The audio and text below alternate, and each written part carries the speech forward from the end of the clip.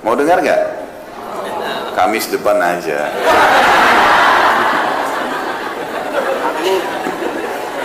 Saya mau sampaikan sekarang tapi diamalkan. Janji. Allah jadi saksi. Karena ilmu kalau cuma didengar percuma kalau tidak diamalkan. Maka dia mengatakan,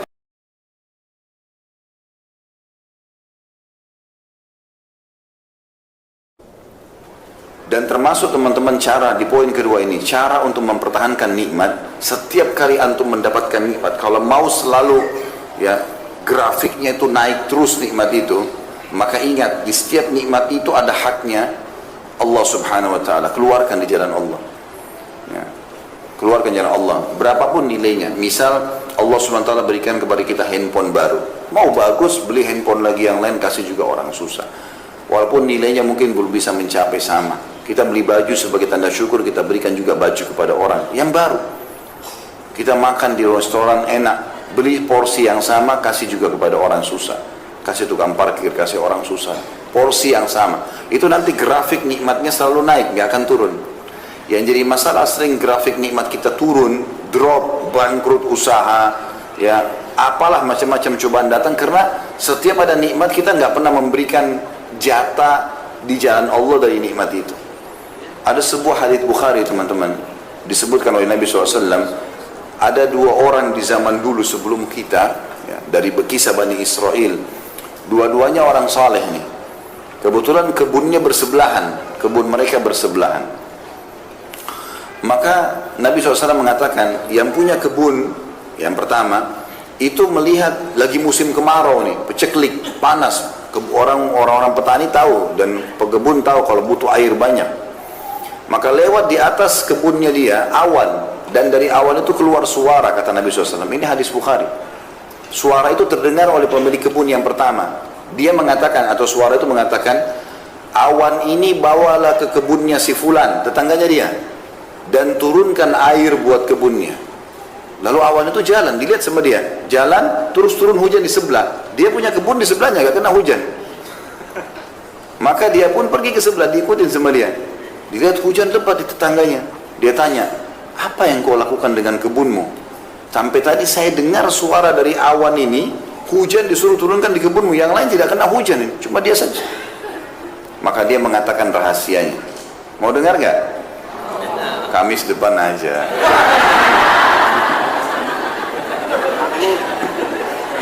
Saya mau sampaikan sekarang tapi diamalkan. Janji. Allah jadi saksi. Karena ilmu kalau cuma didengar percuma kalau tidak diamalkan. Maka dia mengatakan, hasil kebunku aku bagi 3. Bukan modalnya ya, hasilnya saja. Hasil panen kebunku aku bagi 3. Sepertiganya, yang paling pertama disebutkan, aku sedekahkan. Jadi kalau teman-teman terima gaji 2 juta, siap nggak sepertiganya kasih dulu orang miskin? Terlalu besar Ustaz. 10% aja susah. Dipotong saja untuk sedekah 2,5% susah gitu. Apalagi mau sepertiga. Sepertiganya paling pertama saya sedekahkan dulu, langsung jalan Allah. Sepertiganya saya kembalikan ke modal usaha saya, sepertiganya saya pakai untuk biaya keluarga saya. Karena dia bagi 3 begitu, dia tahu semua nikmat ada hak Allah itu, berapapun yang dia bisa keluarkan, maka Allah SWT berikan hujan di waktu musim peceklik. Dan ini grafiknya teman-teman, ini rahasianya grafiknya naik. Yang saya heran ini, kita udah tahu teori syar'i, sedekah itu resep kekayaan. Kenapa masih belum diamalkan? Kadang-kadang kita heran dengan orang tidak mau bersedekah dan masih negosiasi sama syaitan. Tidak boleh negosiasi sama syaitan. Ada orang miskin minta, kayaknya itu anak pinjaman. Dia masih kuat tuh. Ya, dia masih kuat, pura-pura kali. Ya. Apalah, kira-kira apa lagi bisikannya coba? Yang biasa digoda syaitan mana? Yang lucu kita iyakan. Oh iya kayaknya. Padahal syaitan targetnya supaya waktu itu tidak dicatat amal sedekahnya. A'udzubillahi minasyaitonirrajim. Kalau kita sudah buka dompet mau keluarin duit nih, ada 5.000, ada 50.000, ada 100.000. Syaitan bilang 5.000 aja. Jangan, tidak boleh negosiasi. Ambil 100.000 kasih. Mulai sekarang belajar teman-teman. Yang belum pernah sedekah dengan jumlah tertentu yang dia masih mampu, coba sedekah dengan jumlah itu. Misal, antum selama ini 2.000 terus, ya. Ternyata pendapatnya bisa, antum bisa keluarin 20.000, coba sekarang dengan 20.000. Bisa 100.000, belum pernah dicoba, coba 100.000. Belum pernah sejuta, coba sejuta. Yang kaya raya 100 juta, coba nilai yang belum pernah. Nanti datang juga yang besar. Makin besar kita berikan, ya. Kalau makin besar keran kita buka di jalan Allah, Allah akan berikan limpahan rahmatnya yang luas. Ini resep sederhana ini. Sa'ad bin Ubadah radhiyallahu anhu, sahabat Nabi, itu melimpah hasil panen kebunnya teman-teman, sepanjang tahun tidak pernah berhenti kurmanya, sampai kaya raya melimpah-limpah. Ternyata kata kuncinya satu, tiap hari dia panggil anaknya yang paling tua, namanya Qais. Terkenal dia sama anaknya ini orang yang karam, mulia sekali. Dia bilang sama anaknya, nak, bantu ayah habisin uang ini sedekah. Bantu ayah habisin uang ini sedekah. Silakan kau kasih siapa saja, yang penting jalan Allah. Tiap hari ayah sama anak ini ambil dari hasil penjualan kurma, bagi-bagi, buka pintunya. Setiap hari ada orang naik di atas rumahnya teriak, wahai penduduk Madinah, siapa yang mau butuh, kalau kita kayak sembako sekarang, siapa yang butuh kebutuhan pokoknya silakan ambil. Minyak saminnya, gandumnya, kurma, ambil silakan, berapa saja, nggak dibatasi. Jadi tiap hari itu rumahnya terbuka, antri orang ambil semua makanan tiap hari, nggak pernah habis. Bahkan ini mendatangkan berkah ke kebun, dia tidak pernah putus buahnya sepanjang tahun. Pohon-pohon kurma setahun sekali kurma panen, tapi ini subhanallah sepanjang tahun berbuah terus dan melimpah terus. Orang kadang-kadang tidak berpikir efek itunya. Orang berpikir seperti kapitalis, saya ngeluarin kurang 1 juta, saya keluarin 250.000, berarti uang saya sisa 750. Itu hitungan kapitalis itu. Hitungan Islam tidak begitu. Itu kita keluarin 250.000, ya, misalnya dari 1 juta masih ada 750.000. Sebenarnya ini 250.000 ini sudah berlipat ganda, minimal 10 kali lipat. Itu sudah 2,5 juta. Karena Allah janjikan setiap amal saleh dilipat gandakan menjadi 10 kali lipat. Dalam Al-Quran Allah bilang itu. A'udzubillahi minasyaitonir rajim, innal hasanati yudhibna sayyi'at.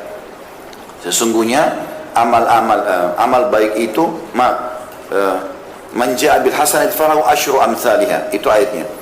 Siapa yang berbuat satu kebaikan, Allah akan balas 10 kali lipat. Sampai pernah satu kali datang keuntungan 80.000 dirham. Mahal, banyak sekali uang ini. Ya, miliaran kalau kita uang Indonesia. Yang sekarang uang kita. Di zaman datang, lalu Sa'ad bilang sama anaknya, kita apain duit ini? Apa ini maksudnya kita habisin? Bagaimana caranya ini? Supaya cepat habis, jangan nginep. Hari ini harus habis. Kata anaknya, ayah kita buka aja pintu utang.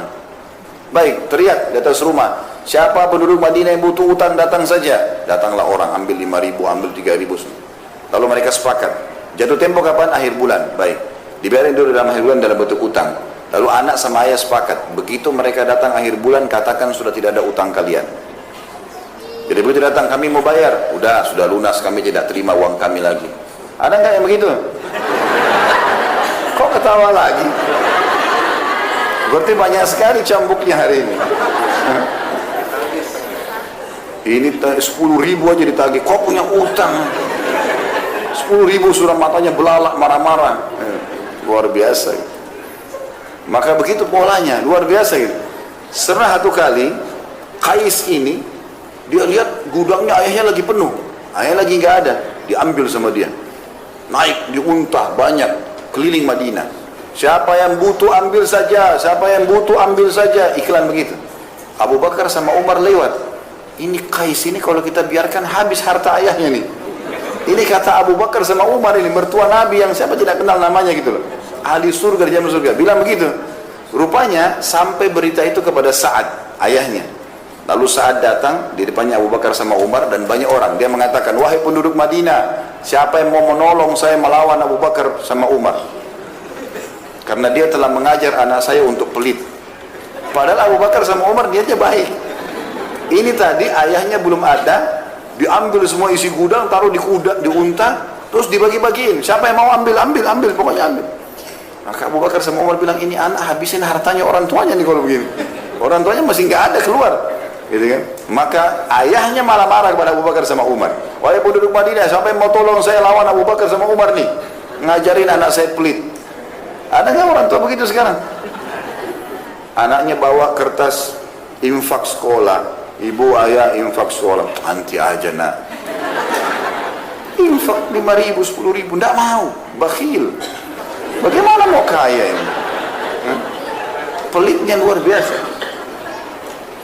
Ini tidak boleh ada ini. Mau diterapin nggak resepnya nih? Coba panitia masjid sebentar lihat sunduk ya. Bertambah nggak? Kalau enggak berarti bohong.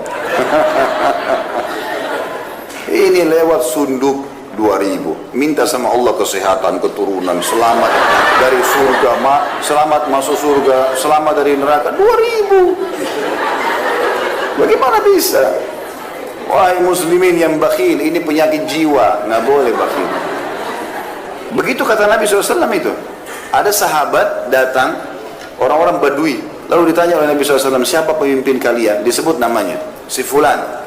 Kata Nabi SAW, bagaimana dia? Ya Rasulullah berwibawa, tapi bakhil.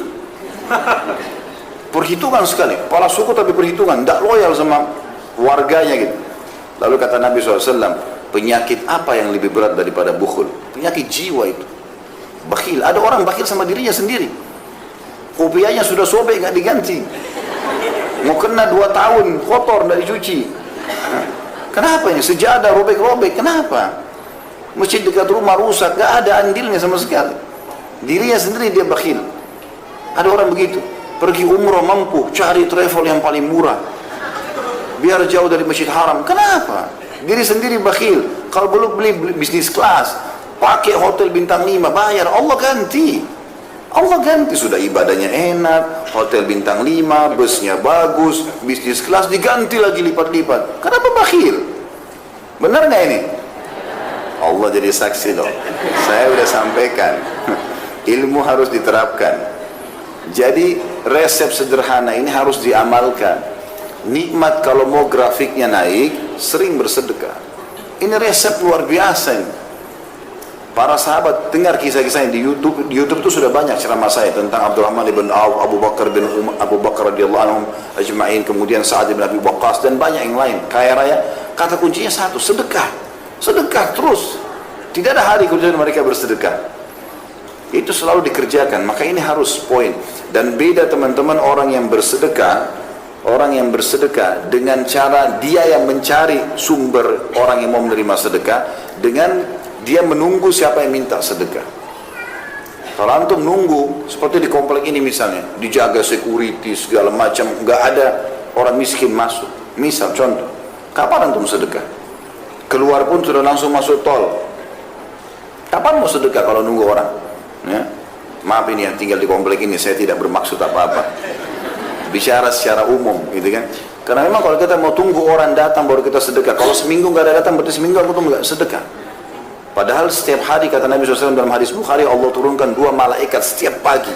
Satu mengatakan, ya Allah luaskan, lapangkan rezeki orang yang bersedekah. Yang satu mengatakan, binasakan dia dan hartanya bagi orang yang bakhil. Ini mesti diperhatikan. Maka kita yang jemput bola, keluar, cari mana nih orang yang berbulu uang, sedekahin. Dan kita yang mendapatkan manfaat itu. Ya. Ini yang dimaksud dengan poin kedua.